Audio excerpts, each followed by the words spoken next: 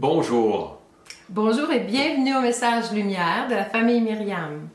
On est heureux, Mado et moi, de faire une réflexion à nouveau sur l'Évangile d'aujourd'hui avec vous. C'est tiré aujourd'hui de l'Évangile de Saint Luc. En ce temps-là, Jésus disait à ses disciples en parabole, « Un aveugle peut-il guider un autre aveugle? Ne vont-ils pas tomber tous les deux dans un trou? Le disciple n'est pas au-dessus du maître, mais une fois bien formé, chacun sera comme son maître. Qu'as-tu à regarder la paille dans l'œil de ton frère, alors que la poutre qui est dans ton œil à toi, tu ne le remarques pas? Comment peux-tu dire à ton frère, « Frère, laisse-moi enlever la paille qui est dans ton œil », alors que toi-même ne vois pas la poutre qui est dans le tien? Hypocrite! Enlève d'abord la poutre de ton œil, alors tu verras clair pour enlever la paille qui est dans l'œil de ton frère. La lecture continue. Nous autres, on s'arrête ici, Mado et moi. Il y a deux choses qui nous ont vivement interpellés dans cette lecture. C'est lorsqu'on dit « mais une fois bien formé » et aussi « alors tu verras clair ». Une fois bien formé, Mado et moi, on veut vous partager, dans le fond, ce qu'on reçoit ici avec la famille Myriam.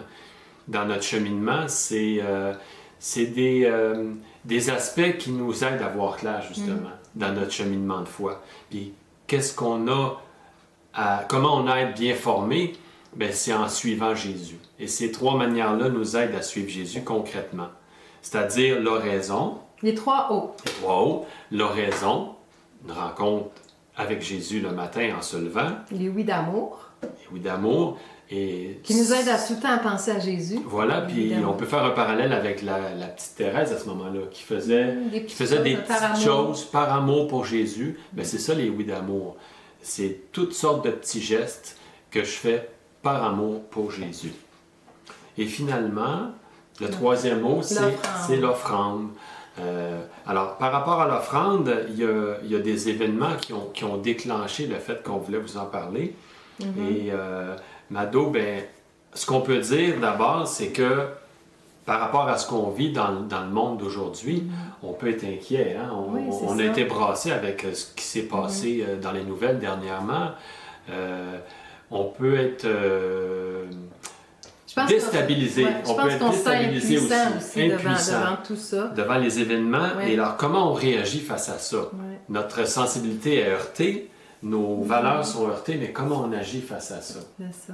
On peut se sentir inutile aussi devant tout ça, puis c'est vrai. Hein? Mais ça me fait penser à l'évangile finalement de samedi, là, qui parlait des enfants, d'être simples comme des enfants. Puis le Seigneur, il nous dit ça, je prends soin de vous, puis je vous aime. Je sais ce qui se passe, je vous dis pas que tout va être facile, mais je suis là dans la souffrance, je suis là dans vos misères, je suis avec vous, là. Est-ce que vous voulez continuer à être mes enfants, à être chrétiens? Voulez-vous continuer à prier, continuer à pardonner, continuer à vous aimer, à continuer à être juste, honnête? C'est tout ça que le Seigneur vient nous dire. Ça, on a le choix, ça, on est libre.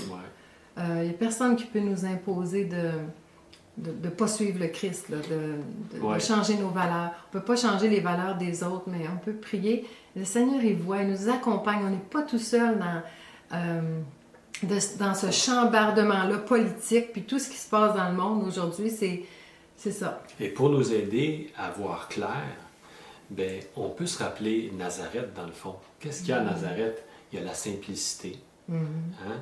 Il y a la prière, il y a Jésus, Fils obéissant. C'est la vraie liberté. La vraie liberté.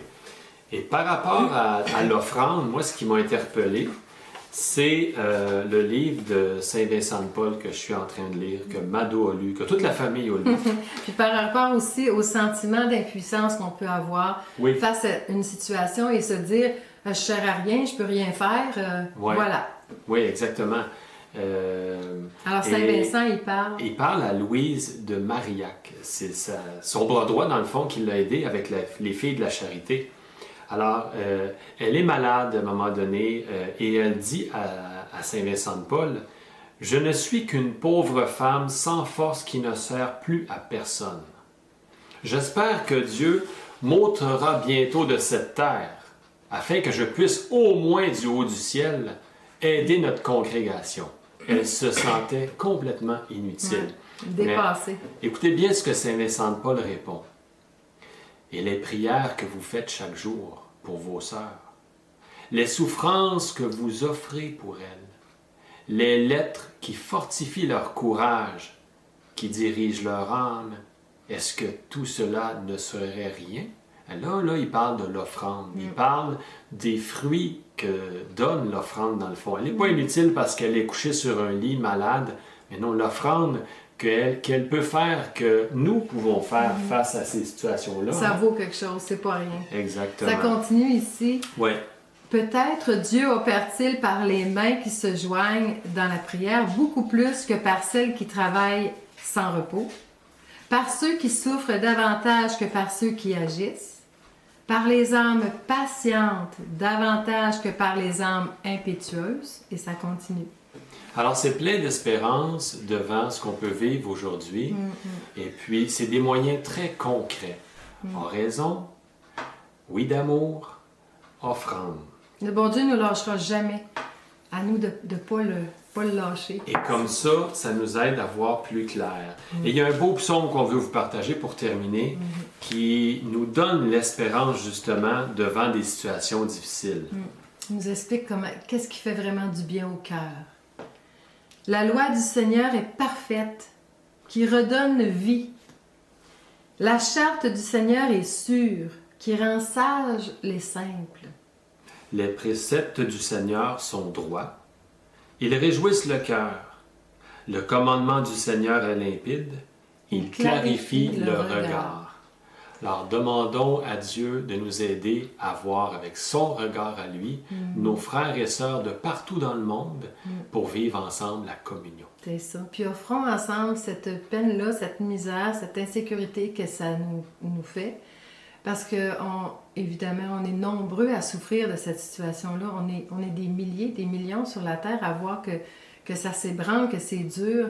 Alors, offrons ça tous ensemble au bon Dieu, ensemble, dans l'offrande du cœur de Jésus. Et restons dans l'espérance. C'est ça. Bonne fin de journée. À bientôt. Jésus.